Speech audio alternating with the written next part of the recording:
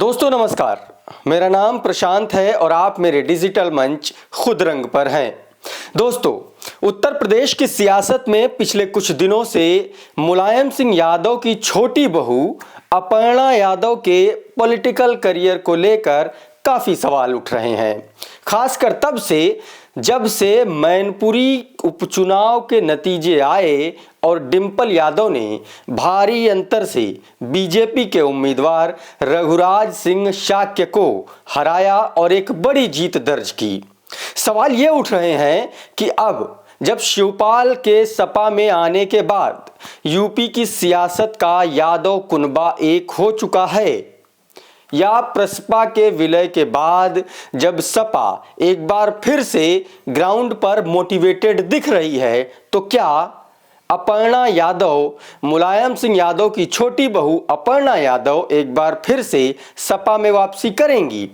और अगर वापसी करेंगी तो पार्टी में उन्हें क्या जिम्मेदारी मिलेगी, क्योंकि वो ना तो कोई बड़ी जननेता हैं और ना ही उनके नाम से कोई बड़ी सियासी उपलब्धि है।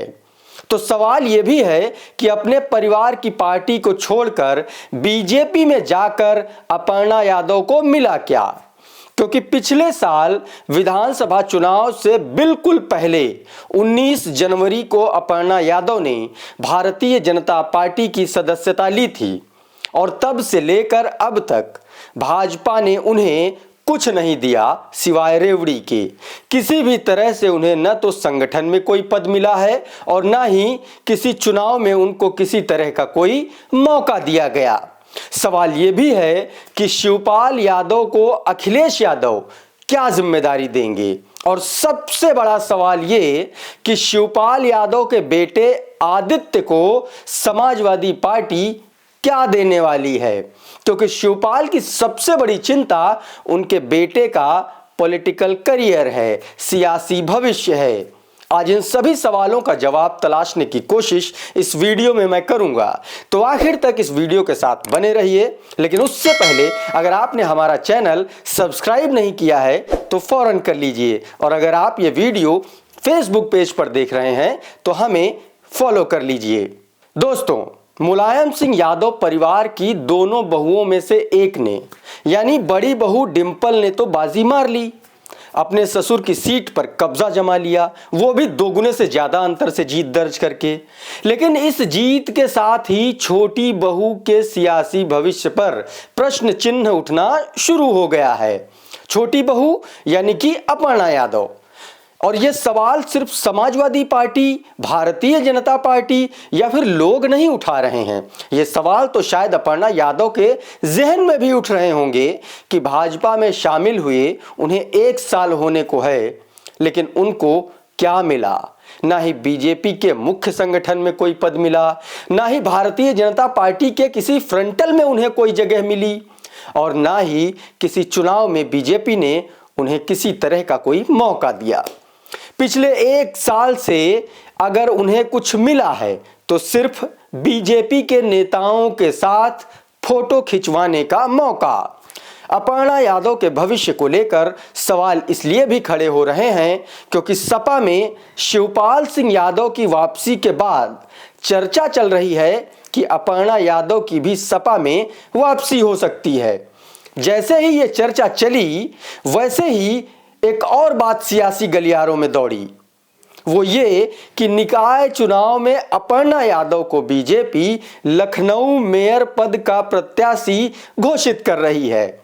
यहां पर आप दोनों खबरों का पैटर्न देखिए। सिर्फ एक खबर सपा के खेमे से है कि शिवपाल यादव अपर्णा को वापस ले आएंगे, और दूसरी खबर है बीजेपी के खेमे से कि अपर्णा बीजेपी से मेयर पद की उम्मीदवार होंगी। यानी पूरा का पूरा खेल जो है वो सियासी नैरेटिव का है।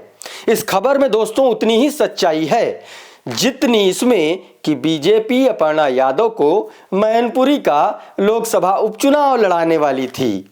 हालांकि वो बात और है कि अपर्णा ने बीजेपी प्रत्याशी का मैनपुरी में ना तो प्रचार किया और ना ही किसी तरह की कोई बयानबाजी की, बल्कि डिंपल को उन्होंने जीत की बधाई जरूर दी। अब सवाल यह है कि अपर्णा यादव को बीजेपी घास क्यों नहीं डाल रही है। विधानसभा चुनाव से पहले अपर्णा यादव को जब स्वतंत्र देव सिंह और केशव मौर्य ने बीजेपी ज्वाइन कराई थी, तब उनसे कहा गया था कि आपको संगठन में जगह दी जाएगी। वो लॉलीपॉप दिए 1 साल हो गया। अपर्णा यादव के ट्विटर हैंडल पर आज भी दोस्तों लिखा है कि सोशल वर्कर एट बीजेपी, यानी भारतीय जनता पार्टी में अपर्णा यादव की हैसियत एक कार्यकर्ता से ज्यादा कुछ नहीं है। अब बात करते हैं अपर्णा यादव के पॉलिटिकल एक्टिविटीज की, जिससे पता चलता है कि बीजेपी में वो अपना स्पेस तलाशने के लिए कितनी उत्सुक और एम्बिशियस हैं। दोस्तों, 5 नवंबर को चुनाव आयोग ने उत्तर प्रदेश में 3 सीटों पर उपचुनाव का ऐलान किया। 11 नवंबर को अपर्णा ने अपने ट्विटर अकाउंट पर एक फोटो ट्वीट की। उनकी ये फोटो बीजेपी के प्रदेश अध्यक्ष भूपेंद्र चौधरी के साथ थी। उसके बाद 1 दिसंबर को फिर अपर्णा ने अपने ट्विटर पर एक फोटो ट्वीट की। इस फोटो में वो बीजेपी के प्रदेश संगठन महामंत्री धर्मपाल से मुलाकात कर रही हैं। अगले ही दिन दोस्तों 2 दिसंबर को वो बीजेपी के राष्ट्रीय अध्यक्ष जेपी नड्डा की फोटो ट्वीट करके उन्हें जन्मदिन की बधाई दे रही हैं। दोस्तों, उनकी इस एक्टिविटी और उपचुनाव की तारीखों के ऐलान को देखेंगे तो पूरा गणित आपको समझ में आएगा कि वो लगातार बीजेपी के भीतर अपनी पहुंच बनाने की कोशिश कर रही हैं, लेकिन इसका कोई फायदा उन्हें होता दिख नहीं रहा। लंबे समय से समाजवादी परिवार को कवर करने वाले पत्रकार भी मानते हैं कि अपर्णा के पास कोई जनाधार नहीं है। उनके पास अगर कोई एक उपलब्धि है वो ये कि वो मुलायम परिवार की बहू है। ऐसे में बीजेपी उन्हें कोई बड़ी जिम्मेदारी देगी, इसकी गुंजाइश कम ही है। मेयर पद तो खैर जाने ही दीजिए। हालांकि सपा में वापसी कर चुके चाचा शिवपाल के साथ उनके संबंध काफी अच्छे हैं। ऐसे में अगर समाजवादी पार्टी में वो वापसी करती भी हैं तो कोई बड़ी बात नहीं है। हालांकि अपर्णा को भी पता है कि सपा को सत्ता में वापसी के लिए कम से कम 5 साल तो इंतजार करना ही होगा। ऐसे में वह बीजेपी से संबंध खराब करना नहीं चाहेंगी। दोस्तों, अब बात करते हैं शिवपाल सिंह यादव की समाजवादी पार्टी में जिम्मेदारी की। इसमें कोई शक नहीं है कि शिवपाल यादव सपा की तरफ से निकाय चुनाव में अपनी भूमिका निभाने में तेजी से जुटे हुए हैं और बड़े फैसले भी ले रहे हैं। और इसमें भी दोस्तों शक की कोई गुंजाइश नहीं है कि अखिलेश की तरफ से उन्हें इन चुनावों के लिए पूरी तरह से फ्री हैंड मिला है, ग्रीन सिग्नल मिला है। अब सवाल है कि उनकी भूमिका पार्टी में होगी क्या। तो दोस्तों, शिवपाल यादव की पार्टी में भूमिका की बात करें तो 2 पदों पर सबसे ज्यादा संभावनाएं हैं। पहली ये कि अखिलेश उन्हें उत्तर प्रदेश की विधानसभा में नेता प्रतिपक्ष घोषित कर दें, और दूसरी ये कि उनको लोकसभा भेज दिया जाए। हालांकि मुहर किस भूमिका पर लगती है ये जल्दी ही साफ हो जाएगा। लेकिन सवाल दरअसल शिवपाल की भूमिका का है ही नहीं, डील है आदित्य यादव के सियासी करियर को लेकर। और इसीलिए शिवपाल का पूरा फोकस सपा में खुद को झोंक कर बेटे आदित्य का सियासी करियर चमकाने पर है।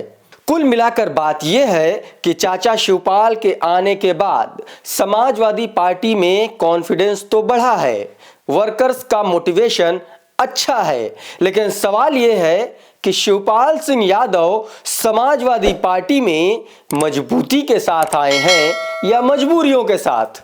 दूसरी तरफ राजनीतिक रूप से बेहद महत्वाकांक्षी अपर्णा यादव फिलहाल बीजेपी छोड़ने का रिस्क तो कतई नहीं लेंगी, क्योंकि अखिलेश से उनके रिश्ते अच्छे हैं नहीं, और चाचा शिवपाल की पार्टी में फिलहाल कितनी मजबूती है ये किसी को पता नहीं।